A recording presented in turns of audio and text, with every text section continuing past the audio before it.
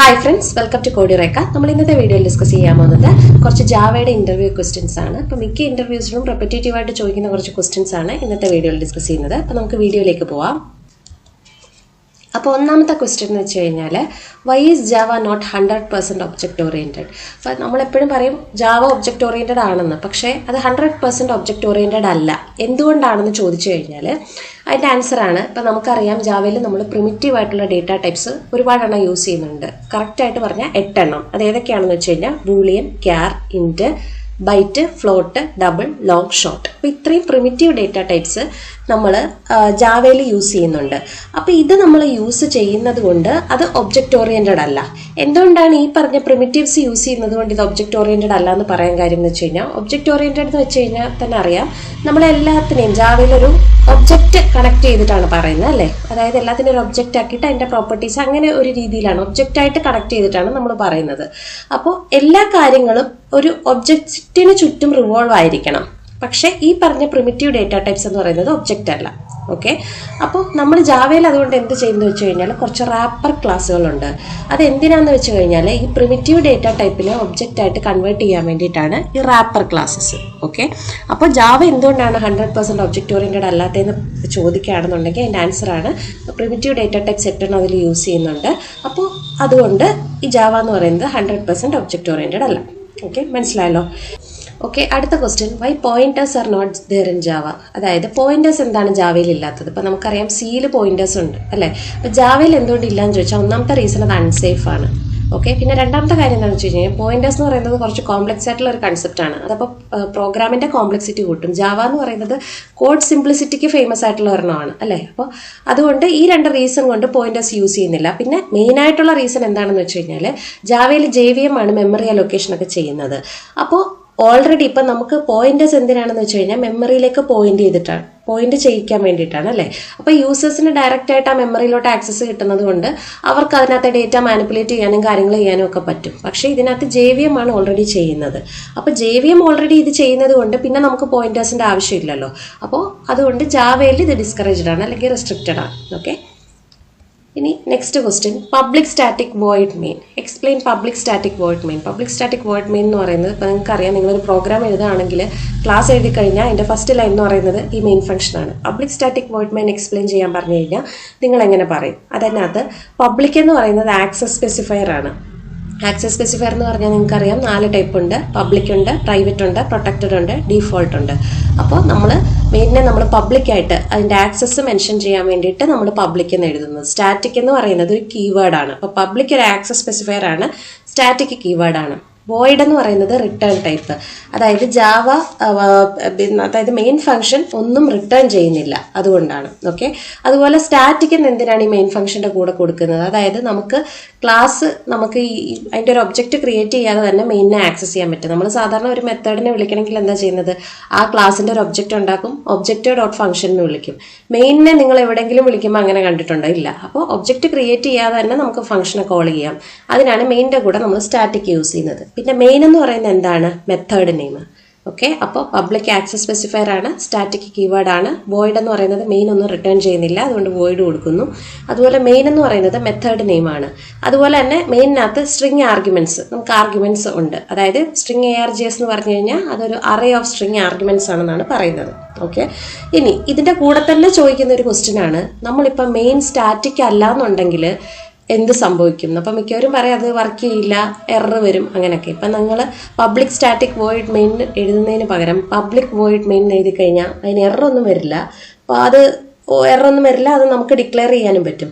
പക്ഷേ അത് റൺ ചെയ്യണമെങ്കിൽ ഇപ്പോൾ മെയിൻ ഫംഗ്ഷനെ നമ്മൾ നോർമലായിട്ട് സാധാ വിളിക്കുന്നത് പോലെ കോൾ ചെയ്യണം. അതായത് ഞാൻ ഓൾറെഡി പറഞ്ഞു, ഇപ്പോൾ നമ്മൾ സ്റ്റാറ്റിക്കായിട്ട് ഡിക്ലെയർ ചെയ്ത് കഴിഞ്ഞ് കഴിഞ്ഞാൽ അതിനെ ഇൻസ്റ്റാൻഷിയേറ്റ് ചെയ്തിട്ട് വീണ്ടും നമ്മൾ മെത്തേഡ് കോൾ ചെയ്യുകയൊന്നും വേണ്ട.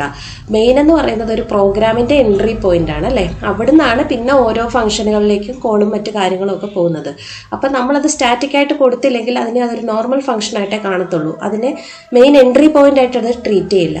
മനസ്സിലായല്ലോ? അതുകൊണ്ടാണ് നമ്മൾ മെയിൻ സ്റ്റാറ്റിക്കായിട്ട് എഴുതുന്നത്. ഓക്കെ, അപ്പോൾ അത് ഞാൻ ഓൾറെഡി പറഞ്ഞു, മറ്റേ മുമ്പത്തെ ടോപ്പിക്കിൻ്റെ കൂടെ പറഞ്ഞിരുന്നു, why main is not declared as static എന്ന്. ഇപ്പോൾ നമുക്ക് ഡിക്ലെയർ ചെയ്യാൻ എററൊന്നും വരില്ല, പക്ഷെ അതൊരു ആപ്ലിക്കേഷൻ്റെ എൻട്രി പോയിൻ്റായിട്ട് അത് കൂട്ടത്തില്ല. മനസ്സിലായല്ലോ? ഇനി നെക്സ്റ്റ്, ഫൈനലി അപ്പോൾ ഫൈനലി എപ്പോഴും എക്സിക്യൂട്ട് ചെയ്യുമോ എന്ന്, ഡസ് ഫൈനലി ഓൾവേസ് എക്സിക്യൂട്ട്. അപ്പോൾ ഫൈനലി എന്ന് പറയുന്നത് നിങ്ങൾക്കറിയാം, ട്രൈ ക്യാച്ച് ബ്ലോക്കിന് ശേഷം നിങ്ങൾക്ക് ഒരു ഫൈനലി ബ്ലോക്ക് കാണാൻ പറ്റും. അപ്പോൾ അത് ഫൈനലിയുടെ കറക്റ്റ് യൂസ് എന്തായാലും എല്ലാവർക്കും അറിയില്ല. ഫൈനലി എന്ന് പറഞ്ഞിട്ട് എപ്പോഴൊക്കെ കുറച്ച് കോഡ് നമുക്ക് എക്സിക്യൂട്ട് ചെയ്യണം എന്നുണ്ടെങ്കിൽ നമ്മൾ ഫൈനലി ബ്ലോക്കിൽ എഴുതും. അതായത് ഇപ്പോൾ ട്രൈ ക്യാച്ച്, ഇപ്പം നമ്മൾ ട്രൈ ബ്ലോക്കിനകത്ത് കുറച്ച് കോഡ് എഴുതി, ക്യാച്ച് ബ്ലോക്കിനകത്ത് കുറച്ച് കോഡ് എഴുതി.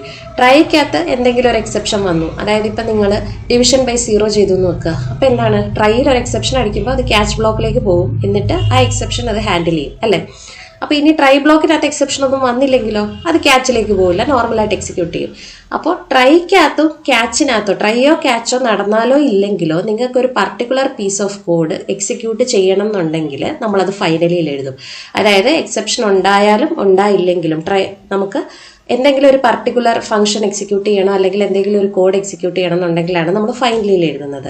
ഫൈനലി എപ്പോഴും എക്സിക്യൂട്ട് ചെയ്യുമോ എന്നുള്ളതാണ് ക്വസ്റ്റ്യൻ ചോദിക്കുന്നത്. ഇപ്പോൾ ഫൈനലി എന്തിനാണെന്ന് കൂടുതൽ പേരും ചോദിക്കില്ല, ഇത് എപ്പോഴും എക്സിക്യൂട്ട് ചെയ്യുമെന്ന് ചോദിക്കത്തുള്ളൂ. അപ്പോൾ 2 കേസിൽ അത് എക്സിക്യൂട്ട് ചെയ്തില്ല. ഒന്നാമത്തേന്ന് വെച്ച് കഴിഞ്ഞാൽ ഇപ്പോൾ സിസ്റ്റം ഡോട്ട് എക്സിറ്റ് ഫംഗ്ഷൻ വിളിക്കുകയാണെന്നുണ്ടെങ്കിൽ, ഇപ്പോൾ നമ്മൾ ട്രൈയിൽ തന്നെ നമ്മൾ സിസ്റ്റം ഡോട്ട് എക്സിറ്റ് എന്ന് പറഞ്ഞിട്ട് നിങ്ങൾ വിളിക്കാമെന്ന് വെക്കുക. എന്നിട്ട് നിങ്ങൾ ഫൈനലിയിൽ എന്തെങ്കിലും ഒരു സ്റ്റേറ്റ്മെൻറ്റ് കൊടുത്തു കഴിഞ്ഞാൽ അത് റണ്ണാവില്ല. ഇപ്പോൾ എക്സാമ്പിൾ പറഞ്ഞു കഴിഞ്ഞാൽ, ഇപ്പോൾ ഞാനിവിടെ ഒരു പുതിയ ക്ലാസ് ക്രിയേറ്റ് ചെയ്യാണ്, ന്യൂ ക്ലാസ് ടെസ്റ്റ് എന്ന് കൊടുക്കാം, public static word main. Okay, പിന്നെ ഇതിൻ്റെ അകത്ത് ഞാനൊരു ട്രൈ ബ്ലോക്ക് കൊടുക്കുകയാണ്. ഓക്കെ, ഇനി ട്രൈ ബ്ലോക്കിൻ്റെ അകത്ത് ഇൻറ്റ് എ ഈക്വൽ ടു 5/0. അപ്പോൾ ഇത് ഉറപ്പായിട്ടും ഒരു ഡിവിഷൻ ബൈ 0 എക്സെപ്ഷൻ വരും അല്ലേ. എന്നിട്ട് സിസ് ഔട്ടിൻ്റെ അകത്ത് ഈ റിസൾട്ട് പ്രിൻറ്റ് ചെയ്യാം. ഓക്കെ, എ പ്രിൻറ്റ് ചെയ്യാം. ഇനി നമുക്കിവിടെ ഒരു ക്യാച്ച് ബ്ലോക്ക് എഴുതി കൊടുക്കാം, അതായത് എക്സെപ്ഷൻ വരികയാണെന്നുണ്ടെങ്കിൽ അതിനെ ഹാൻഡിൽ ചെയ്യാൻ. അപ്പോൾ ഇവിടെ കൊടുത്തു, ഇവിടെ ആ എക്സെപ്ഷൻ നമുക്ക് പ്രിൻറ്റ് ചെയ്യാം. ഓക്കെ, കൊടുത്തു. ഇനിയിപ്പോൾ ഇവിടെ എക്സെപ്ഷൻ അടിച്ചാലും ഇല്ലെങ്കിലും എനിക്കൊരു particular piece of code execute ചെയ്യണം. അപ്പോൾ നമ്മൾ എന്ത് ചെയ്യും, ഒരു ഫൈനലി ബ്ലോക്ക് എഴുതി. ഓക്കെ, ഇതിൻ്റെ അകത്ത് നിങ്ങൾക്ക് എന്ത് വേണേലും കൊടുക്കാം. അപ്പോൾ ഞാൻ ജസ്റ്റ് ഒരു സിസ് ഔട്ട് കൊടുക്കുന്നേ ഉള്ളൂ. ഓൾവേസ് എക്സിക്യൂട്ട് എന്ന് കൊടുക്കാം, ഒന്നുകൂടെ കൊടുക്കാം. അപ്പം ജസ്റ്റ് ഇത് എല്ലാവരും എക്സാമ്പിൾ കാണിക്കാനാണ് ഈ സിസ് ഔട്ടിനകത്ത് കൊടുക്കുന്നത് കേട്ടോ. നിങ്ങൾക്ക് വേണമെങ്കിൽ ഇതിനകത്ത് എന്ത് കോഡ് വേണമെങ്കിലും കൊടുക്കാം. ഓക്കെ, ഇത്രയും കൊടുത്തു. ഇനി നമുക്കിത് പ്രിൻറ്റ് ചെയ്യാം. അരിത്തമാറ്റിക് എക്സെപ്ഷൻ പ്രിൻ്റായി. അപ്പോൾ ട്രയൽ വന്നപ്പോൾ ഇവിടെ വന്നപ്പോൾ ഇത് എക്സെപ്ഷൻ അടിച്ചു. അപ്പോൾ ഇതെന്ത് പറ്റി, ഫൈനലി ബ്ലോക്കിലേക്ക് പോയി, എന്നിട്ട് ഇത് പ്രിൻറ്റ് ചെയ്തു. ഇനി ഏതൊക്കെ കേസിലാണ് ഇത് ഫൈനലി ബ്ലോക്ക് എക്സിക്യൂട്ട് ചെയ്യാത്തതെന്നായിരിക്കും കൂടുതൽ ഇൻ്റർവ്യൂവർ ചോദിക്കുന്നത്. ഇപ്പോൾ ഇവിടെ നമ്മളിപ്പോൾ 5/10 എന്ന് കൊടുക്കുകയാണെന്ന് വിചാരിക്കുക.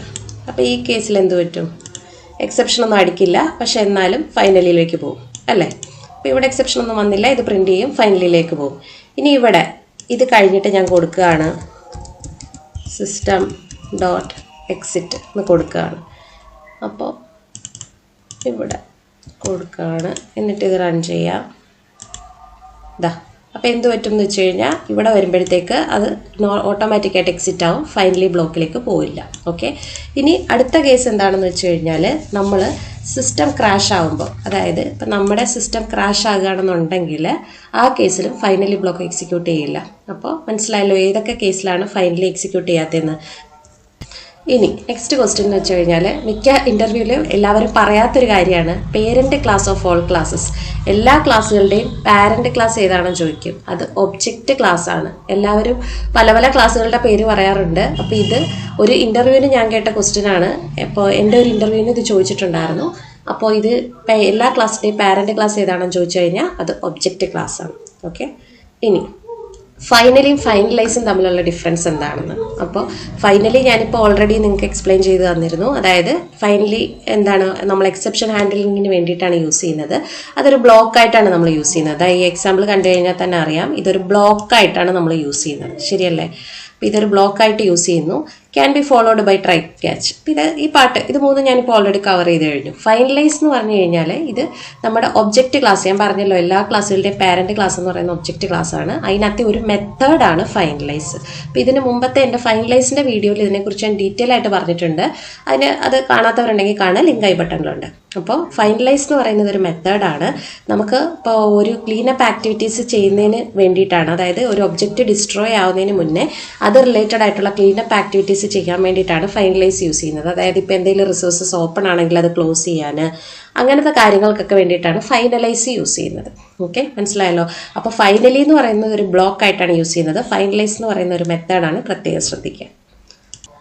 ഓക്കെ, അപ്പോൾ നെക്സ്റ്റ് ക്വസ്റ്റ്യൻ ആണ് പാക്കേജസ് ഏതൊക്കെയാണ്, ഡിഫറെൻറ്റ് ടൈപ്പ് ഓഫ് പാക്കേജസ് ഏതൊക്കെയാണെന്ന്. അപ്പോൾ പാക്കേജ് എന്ന് വെച്ച് കഴിഞ്ഞാൽ നമ്മൾ റിലേറ്റഡ് ആയിട്ടുള്ള ക്ലാസ്സുകളെല്ലാം കൂടി ഒരു സെറ്റായിട്ട് ഗ്രൂപ്പ് ചെയ്യുന്നത്, അല്ലെങ്കിൽ റിലേറ്റഡ് ആയിട്ടുള്ള ഇൻ്റർഫേസസിനെ എല്ലാം ഒരു സെറ്റായിട്ട് ഗ്രൂപ്പ് ചെയ്യുന്നതിനാണ് നമ്മൾ പാക്കേജ് എന്ന് പറയുന്നത്. അതായത് ഔട്ട്സൈഡ് ആക്സസ് റെസ്ട്രിക്ട് ചെയ്യാൻ വേണ്ടിയിട്ട് നമ്മൾ അതിനെല്ലാം ഒരു പാക്കേജായിട്ട്, ഒരു ഗ്രൂപ്പായിട്ട് അതിനെ ഒന്നിച്ചു വെക്കുന്നു. അതാണ് പാക്കേജസ്. അപ്പോൾ പാക്കേജസ് എന്താണെന്ന് ചോദിച്ചു കഴിഞ്ഞാൽ grouping related type of class or interface providing access to protection and namespace management. Okay, അപ്പോൾ നമുക്ക് പ്രൊട്ടക്ഷന് വേണ്ടിയിട്ട് ഔട്ട്സൈഡ് ആക്സസ് ഒക്കെ റെസ്ട്രിക്ട് ചെയ്യാനും ലിമിറ്റ് ചെയ്യാനും വേണ്ടിയിട്ടാണ് നമ്മൾ പാക്കേജസ് യൂസ് ചെയ്യുന്നത്. അതായത് റിലേറ്റഡ് ആയിട്ടുള്ള ക്ലാസ്സുകളെ എല്ലാം ഒന്നിച്ചിടുന്നു. അപ്പോൾ എന്താണ്, അതിനകത്തുള്ള ക്ലാസ്സുകൾക്ക് മാത്രമേ അപ്പോൾ അതിനകത്ത് ആക്സസ് ചെയ്യാൻ പറ്റത്തുള്ളൂ. അങ്ങനെ നമുക്ക് ആക്സസ് ഒക്കെ ലിമിറ്റ് ചെയ്യാം ഒരു പാക്കേജിനകത്ത് അതിനെ ഇൻക്ലൂഡ് ചെയ്യാൻ വേണ്ടിയിട്ട്. അപ്പോൾ കോഡ് കുറച്ചുകൂടെ ക്ലീനർ ആയിരിക്കും. അതായത് റിലേറ്റഡ് ആയിട്ടുള്ള ഇത്രയും കാര്യങ്ങൾ ഒരു പാക്കേജിൽ, വേറെ ഇപ്പോൾ ഒരു കാര്യങ്ങൾ ചെയ്യുന്ന ഒരു 3-4 കൂട്ടം ക്ലാസ് ഉണ്ടെങ്കിൽ അതൊരു ഡിഫറെൻറ്റ് പാക്കേജിൽ, അങ്ങനെ പാക്കേജായിട്ട് നമുക്ക് തിരിക്കാൻ പറ്റും. ഓക്കെ, അതൊരു ഗ്രൂപ്പായിട്ട് നമ്മൾ കൺസിഡർ ചെയ്താൽ മതി. അപ്പോൾ നിങ്ങളാണെങ്കിൽ തന്നെ നിങ്ങളൊരു പാക്കറ്റ് ആലോചിക്കുക. നമ്മളാണെങ്കിൽ സാധാരണ എങ്ങനെയാണ് ഡ്രസ്സ് എല്ലാം കൂടെ ഒരു പാക്കറ്റിനകത്ത് വെക്കും അല്ലേ, ഗ്രോസറി എല്ലാം കൂടെ ഒരു പാക്കറ്റിനകത്ത് വെക്കും. അപ്പോൾ റിലേറ്റഡ് ആയിട്ടുള്ള സാധനങ്ങളായിരിക്കുമല്ലോ നമ്മൾ പാക്കറ്റിനകത്ത് വെക്കുന്നത്. അങ്ങനെ കൺസിഡർ ചെയ്താൽ മതി. അപ്പോൾ പാക്കേജസിൻ്റെ ഒരു ഡീറ്റെയിൽഡ് വീഡിയോ ഞാൻ മുമ്പ് ചെയ്തിട്ടുണ്ട്. അതിനകത്ത് ഇതിനെക്കുറിച്ചെല്ലാം ഡീറ്റെയിൽ ആയിട്ട് പറഞ്ഞിട്ടുണ്ട്. കാണാത്തവർ കാണാൻ ലിങ്ക് ഐ ബട്ടണിലുണ്ട്. അതുപോലെ പാക്കേജ് എന്ന് പറയുന്ന 2 ടൈപ്പ് ഉണ്ട്. യൂസർ ഡിഫൈൻഡ് പാക്കേജും ഉണ്ട്, ബിൽഡ് ഇൻ പാക്കേജും ഉണ്ട്. ബിൽഡ് ഇൻ പാക്കേജ് എന്ന് വെച്ച് കഴിഞ്ഞാൽ ഓൾറെഡി നമുക്ക് ജാവയിൽ അത് ബിൽറ്റ് ഇൻ ആയിട്ടുണ്ട്. ആ പാക്കേജുകളെ നമ്മൾ യൂസ് ചെയ്യുന്നു. അതാണ് build in package. User defined എന്ന് വെച്ച് കഴിഞ്ഞാൽ നമ്മളൊരു പാക്കേജ് ക്രിയേറ്റ് ചെയ്യുകയാണ്. എന്നിട്ട് നമ്മൾ പറയാണ് നമ്മളൊരു പാക്കേജ്, ഇപ്പോൾ പാക്കേജ് ഡോട്ട് യൂട്ടിൽ ഡോട്ട് എന്തെങ്കിലും ഒരു പേര് കൊടുത്ത് എന്നിട്ട് 3-4 ക്ലാസ്സുകളെ ആ പാക്കേജിനകത്താക്കി. അതാണ് യൂസർ ഡിഫൈൻഡ് പാക്കേജ്, യൂസർ പറഞ്ഞു കൊടുക്കുന്നത്. ഇപ്പോൾ എക്സാമ്പിൾ പറഞ്ഞു കഴിഞ്ഞാൽ, ഓക്കെ, ഇപ്പോൾ പാക്കേജിൻ്റെ ഒരു എക്സാമ്പിൾ കാണിക്കാം. ഇപ്പം ഞാനിവിടെ തന്നെ എന്തെങ്കിലും ഒരു എക്സാമ്പിൾ കൊടുക്കാം ബിൽഡ് ഇൻ പാക്കേജിൻ്റെ. ഇപ്പോൾ file equal to new file. ഞാൻ ഫയലിൻ്റെ ഒരു ക്ലാസ് ക്രിയേറ്റ് ചെയ്യുകയാണ്.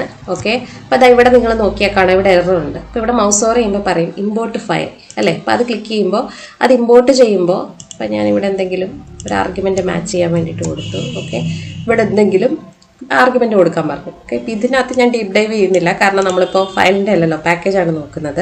അപ്പം ഞാനിവിടെ ഫയൽ എഴുതുമ്പോൾ തന്നെ അതിൻ്റെ റിലേറ്റഡ് ആയിട്ടുള്ള പാക്കേജ് ഇവിടെ ഇമ്പോർട്ട് ചെയ്യണം. അപ്പോൾ ഇമ്പോർട്ട് ചെയ്തപ്പോൾ ഏതാ വന്നത്, java.io.file അല്ലേ.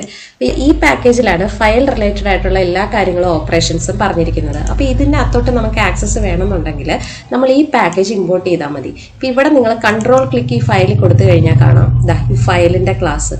ഇതിൻ്റെ അകത്ത് നിങ്ങളിപ്പോൾ സ്ക്രോൾ ഡൗൺ ചെയ്ത് കഴിഞ്ഞാൽ ഇതിനകത്തുള്ള വേരിയബിൾസ് കാണാം, മെത്തേഡ്സ് കാണാം, ഒരുപാട് കാര്യങ്ങളുണ്ട്, ഗെറ്റ് പാത്ത്.